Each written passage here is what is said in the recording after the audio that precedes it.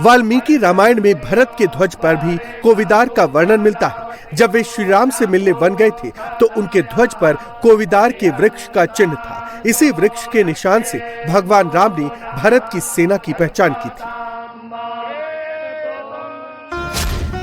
कोविदार वृक्ष के बारे में कहा जाता है कि ये मंदार और परिजात के संस्करण से बना वृक्ष है।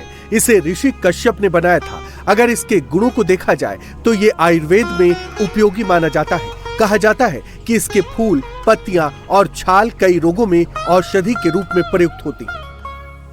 धर्म ध्वजा पर अंकित कोविदार वृक्ष, ये कोविदार वृक्ष इस बात का उदाहरण है कि जब हम अपनी जड़ों से कट जाते हैं तो हमारा वैभव इतिहास के पन्नों में दब जाता है। साथियों, जब भरत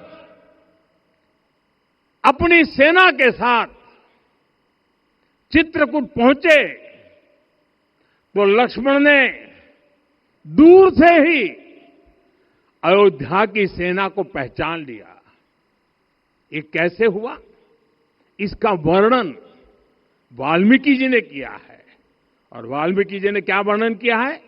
उन्होंने कहा है, विराजित उद्गत स्कंधम कोविदार ध्वजः रथे।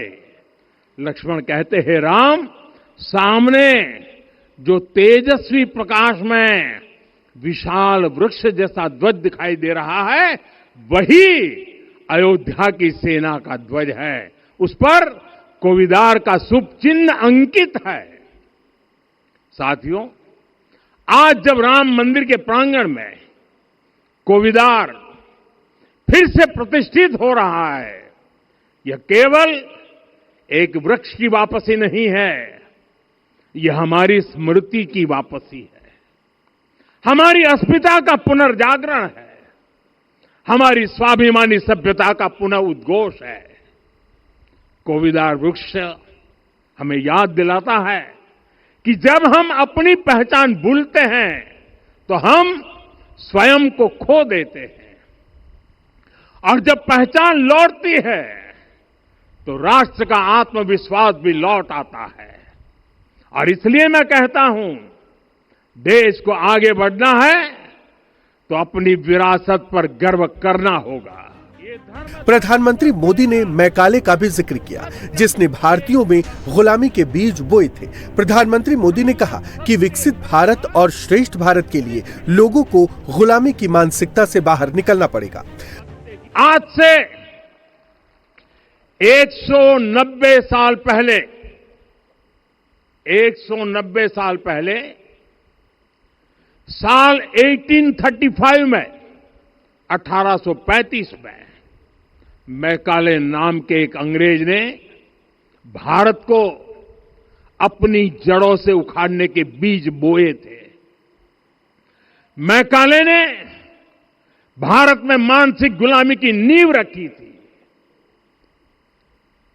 10 साल बाद, यानी 2035 में, उस अपवित्र घटना को 200 वर्ष पूरे हो रहे हैं। कुछ दिन पहले मैंने एक कार्यक्रम में आग्रह किया था कि हमें आने वाले 10 वर्षों तक उस 10 वर्षों का लक्ष्य लेकर चलना है कि भारत को गुलामी की मानसिकता से मुक्त करके रहेंगे। साथियों, सबसे बड़ा दुर्भाग्य यह है कि मैकाले ने जो कुछ सोचा था उसका प्रभाव कहीं व्यापक हुआ। हमें आजादी मिली, लेकिन हीन भावना से मुक्ति नहीं मिली। हमारे यहां एक विकार आ गया कि विदेश की हर चीज, हर व्यवस्था अच्छी है और जो हमारी अपनी चीजें हैं उनमें खोट ही खोट है। साथियों, गुलामी की यही मानसिकता है जिसने लगातार यह स्थापित किया। हमने विदेशों से लोकतंत्र लिया, कहा गया कि हमारा संविधान भी विदेश से प्रेरित है, जबकि सच ये है कि भारत लोकतंत्र की जननी है। अयोध्या का कण कण इस वक्त राममय हो गया है। राम मंदिर अपने वृहद स्वरूप में है। शिखर पर धर्म ध्वजा लहरा रही है और श्रद्धालु पूरी तरह से रामलला में लीन हो गए हैं।